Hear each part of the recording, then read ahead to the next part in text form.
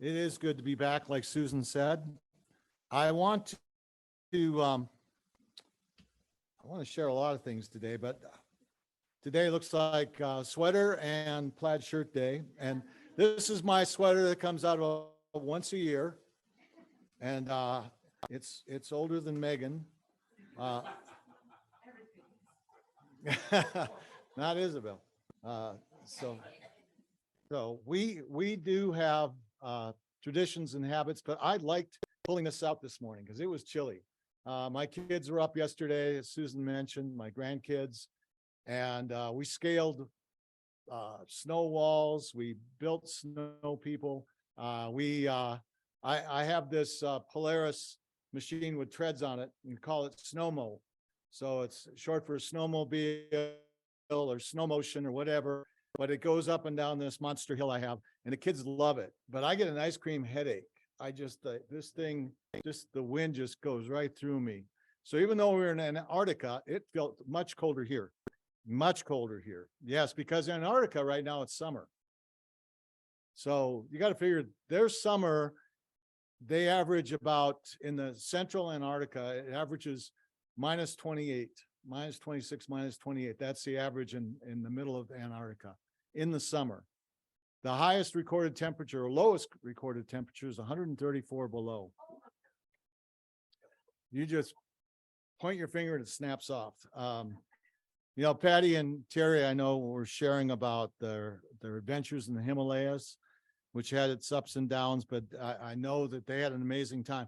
And it amazes me, if you think about human history, how we can cover the earth in planes, airplanes in a couple of days, which used to take so long, because the only transportation back 100 plus years ago was horse, train, boat, foot, camel, whatever, but there was not a lot.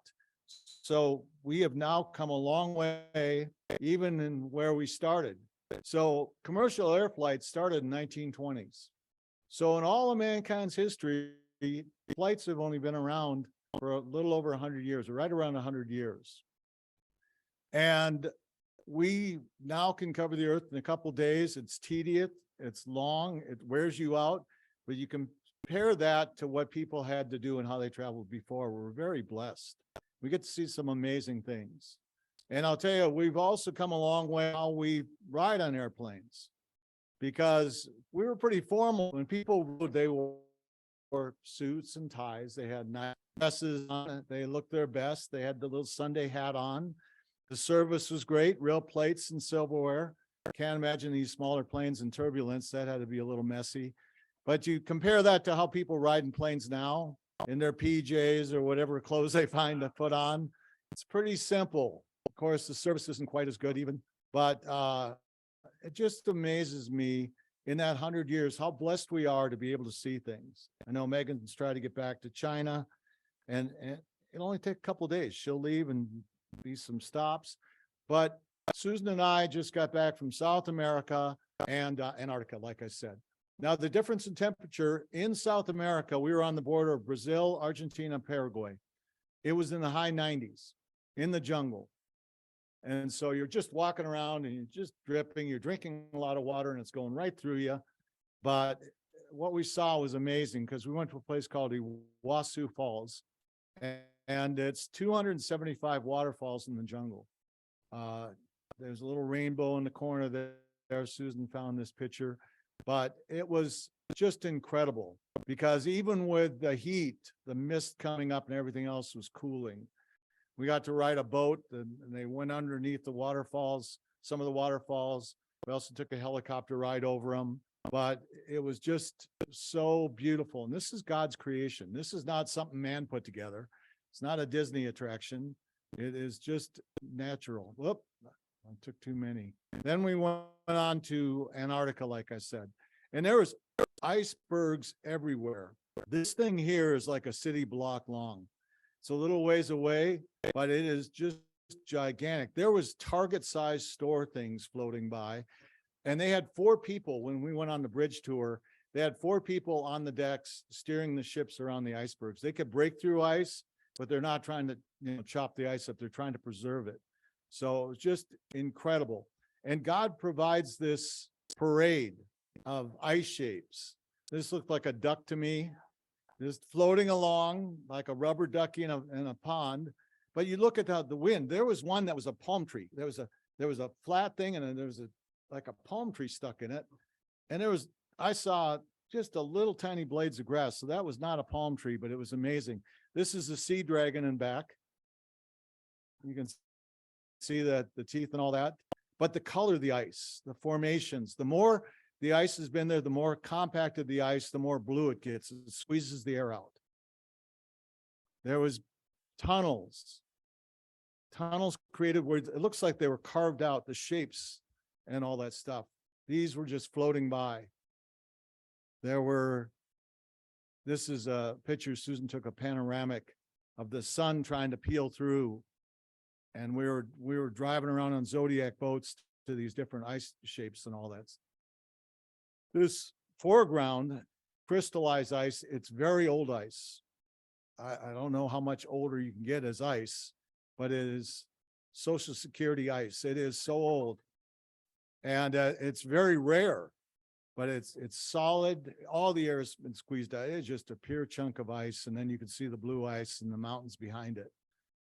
And then the only inhabitants were penguins. Susan couldn't find a Starbucks. There was no airplanes. There was no stores, no lights. There was no sirens. There was nothing. It was just so quiet, eerily quiet. And there was these penguin rockeries all over the place. But this is my favorite one. This was blue, and it's got this line cut through it, like somebody took a chainsaw and chopped this line through it. And in that line is this bright blue light. It looks like somebody put lights inside that radiates out. And I asked about it, and it's not only the air squeezed out, but rain coming in, falling in there. So you have fresh water on the seawater, and it creates this blue light. And look at the shapes at the bottom. Again, it looks like it's been sanded out. And none of the Zodiac drivers were allowed to drive under them, but it was a temptation to want to drive through it. But we did all kinds of things. I'm gonna get this in a minute, but the whole thing about God's nature is we've all seen stuff. I know right now, Barb and Laura and Debbie share sunrise, sunset pictures at times. If anybody want to share something they've seen that is remarkable, could be the birthing of an animal, it could be rainbow, or anybody have something in mind that they saw that just blew their mind? And if you don't, I know you did, but if you don't want to share, that's fine. Anybody? Okay.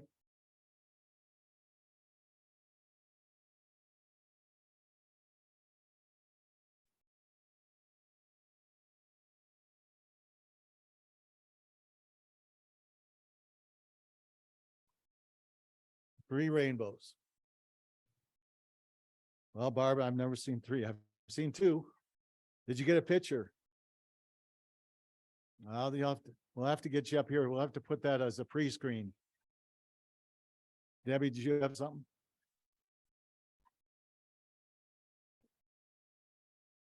Yeah. Yeah, it's the whitest white. To me, I don't know how you can get whiter than snow. It's just so beautiful. And that's even when I was taking the kids down the hill today, they just go, look at how the stuff that hadn't been touched or footprinted or mudded up, just how beautifully white it was. I want you to turn, and I want to explain that on that trip, I want you to look at Psalm 104. Let me give you advance. Please turn to it.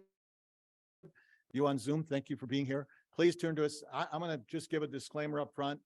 One of the things I did in Antarctica is I woke up one morning and we had these blackened curtains, and the sun had come out, and I peeked through the curtains to see what it looked like outside, because it could be storming, it could be snowing, it could be hailing. I opened it up, the sun bounced off ice of the water, went through the window, and penetrated right through my eye.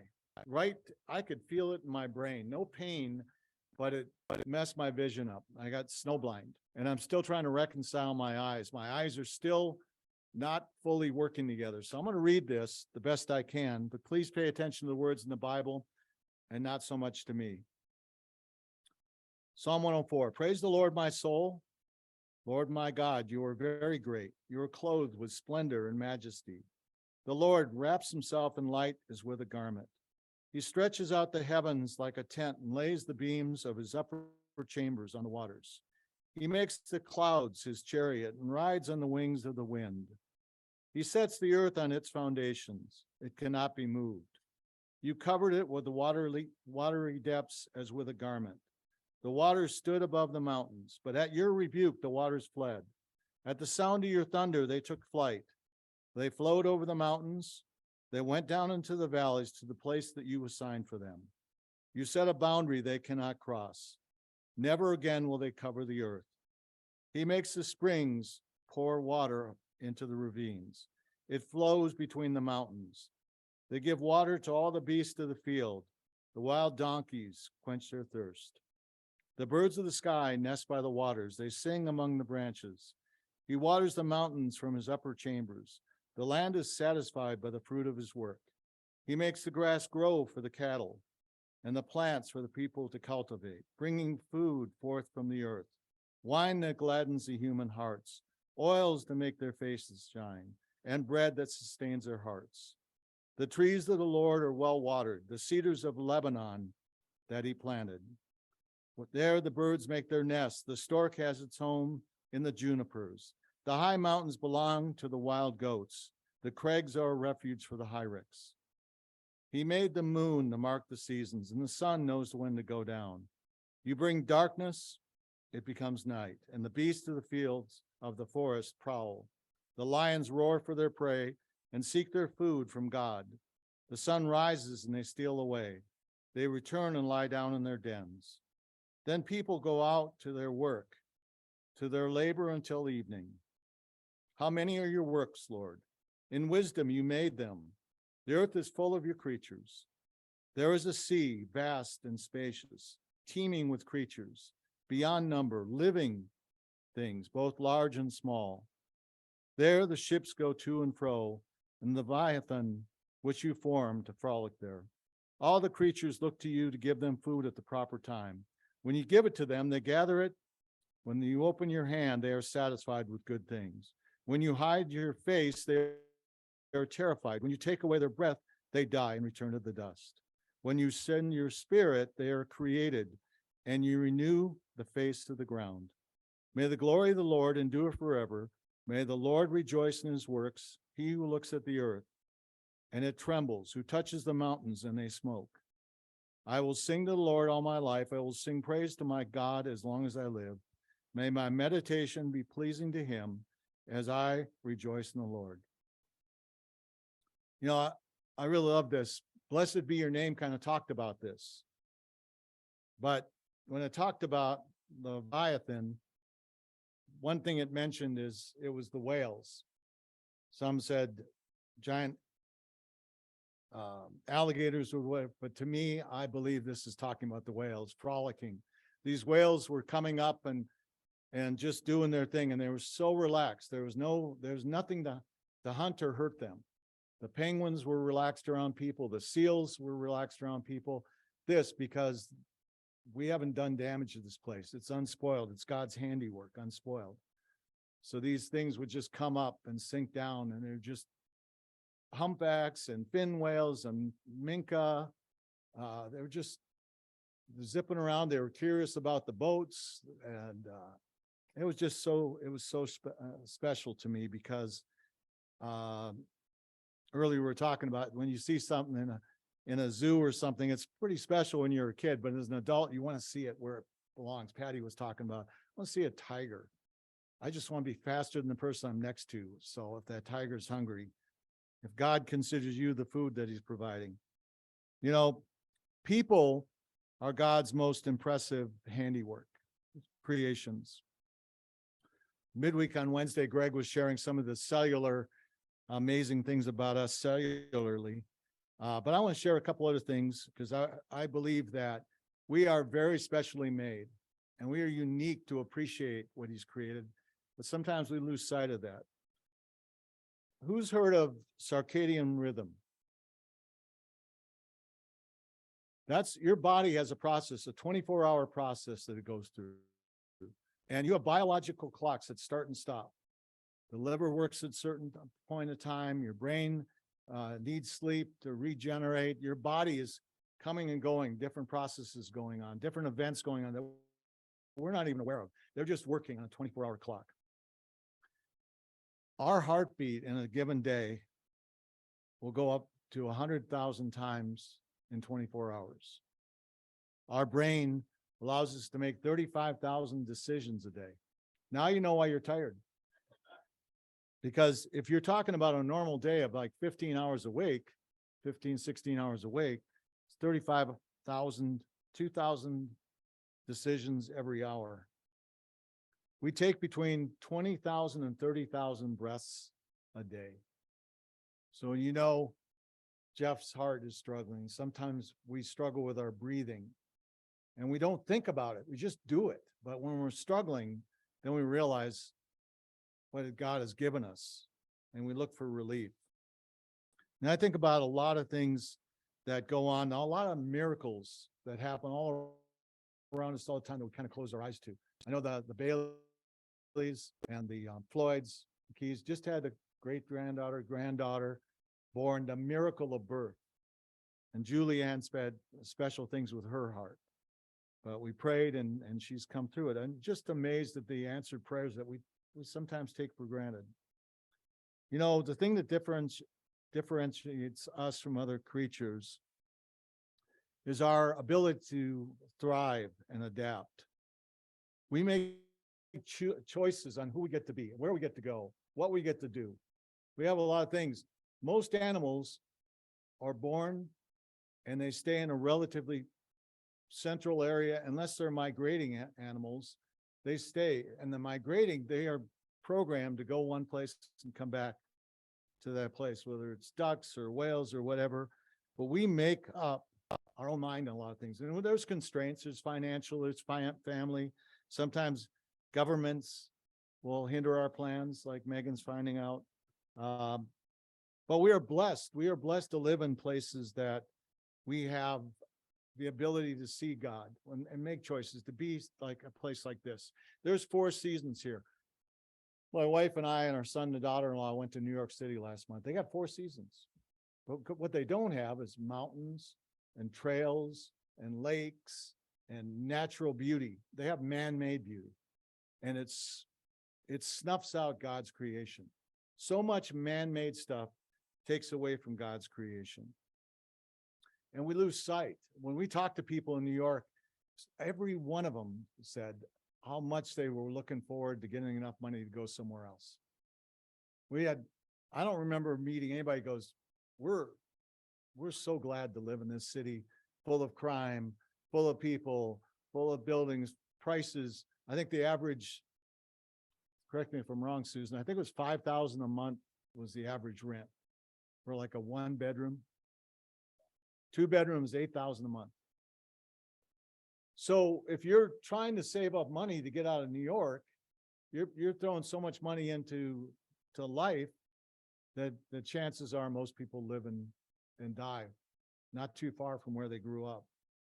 And they get an occasional trip somewhere else. We're blessed to live here. You know, and I think about what we've done as mankind that takes us away from God. You know, if you were to name, and you can say this out loud, if you were to name one invention that has totally changed society, family, need for God, can you think of one thing? Mobile phone, television maybe, but cell phones for sure. Cell phones have put God in a package. Cell phones has made us look down. We're not looking up at God, we're looking down. You watch people now in restaurants, they're looking down. They're looking down as they're walking on the street. They're just kind of dodging people. They're looking down. They have lost sight of what's above because all the answers are now here. They're not in family. They're not in God. They're right in the palm of your hand. Instead of one generation passing down knowledge to another, they just go, I'll look it up on YouTube. Yeah. So that cell phone has turned us away from God and become its own God. And I think it's incredibly sad because it's changed the dynamics of families and everything else. And I get caught doing this too, but I started looking at that because Susan and I were in Tokyo a couple of years ago. And I looked around the train platform, and Tokyo's got like 32 million people. It's the most crowded city on the planet. Bless you. Everybody on the platform is looking down. And when they got on the train, the only people not looking down were the ones that were napping. So in Japanese society, they treat the old with respect. So when the old were getting on the trains, the young people were sitting there looking at their phones and weren't giving up their seat. They were just looking down. And I thought, wow, that has changed so much because they've lost it. The older generation didn't rely on it that much, but the younger, it's just gotten consuming. And so we now see that we use other things to take us away from God, like control. We want to control the earth. We want to say that we can affect everything that God created by our actions. Now, I believe that we have to do our best. I take my recycling down to Phoenix, make sure it gets in the right barrel. I do all these things, but I'm not going to go nuts over it because I still think God allowed people to even make mistakes. But climate change and stuff like that has become its own religion. People are now dumping milk on the floor, letting air out of SUV tires, dumping soup cans on famous pitches and stuff. And what is that accomplishing? What is that? It's become a religion. It's not God. Yeah. To some, prosperity has become God. And we see by social media the success of people. Who finds value in the Real Housewives of anywhere? I don't care how many different housewife shows are out there. And these guys become instant celebrities. And I look at their marriages aren't so hot and everything else. They're not real housewives. I don't know a lot of people that I see in Fry's grocery store that look like these people. I still know what the redeeming value of anything Kardashian is. But they're always on the news. And it's like, what do you do? What have you done that's benefited? But prosperity has become God. All these things that take us away from God were also struggled in the Old Testament. All the main characters in the Old Testament had their struggles with these two things too. Moses fought with God over control. He struck the rock in an angry way. He took the credit for bringing water out of a rock from God, and God rebuked him. David trusted his prosperity and stayed when other kings went to war and took another man's wife, and God challenged him.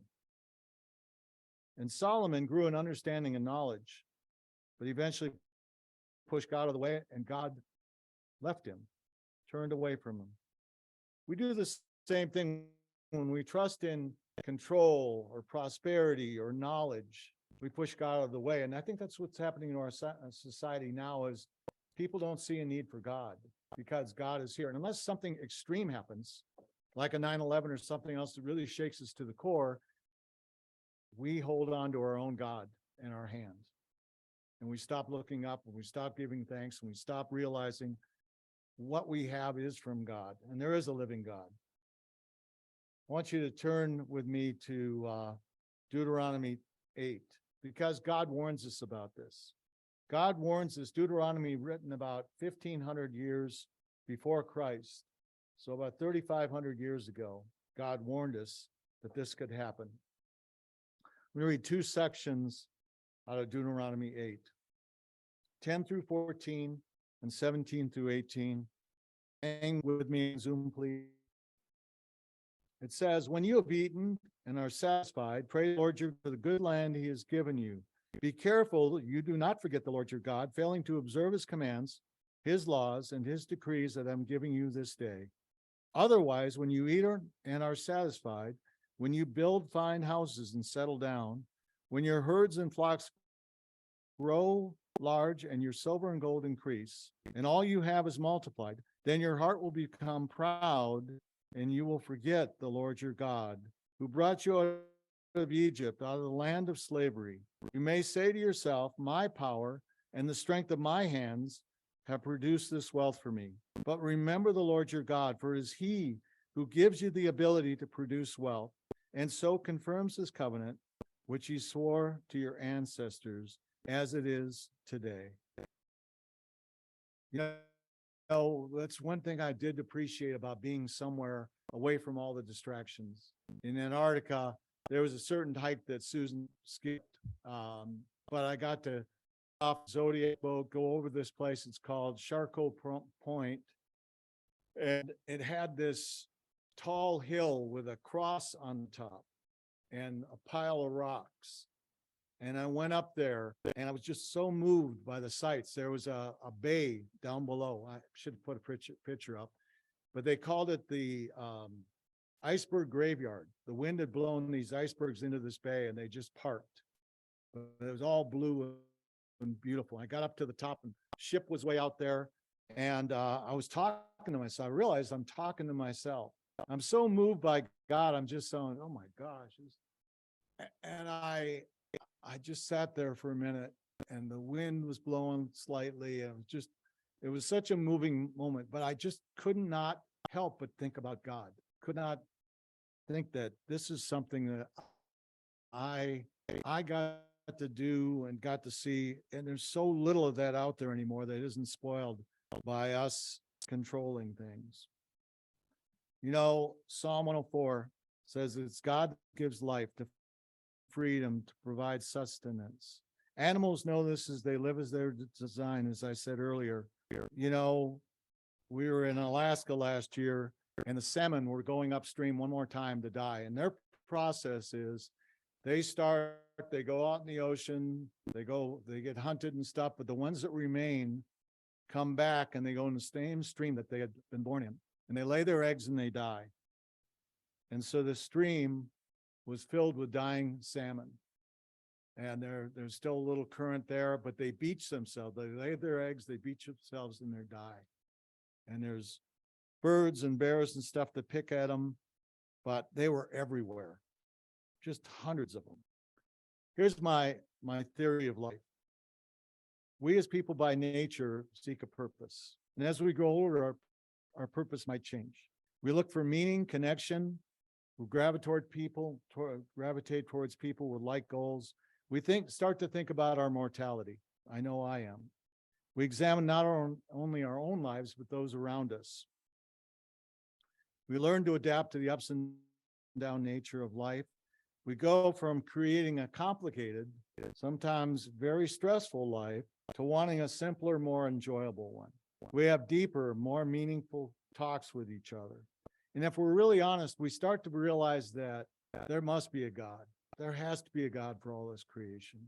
When you see the multitude of things out there and the beauty that he's created, man's creation stand nowhere near his.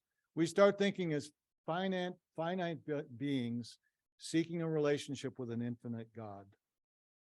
We have to remember to not forget him, like Deuteronomy 8 says, that we are a special handiwork.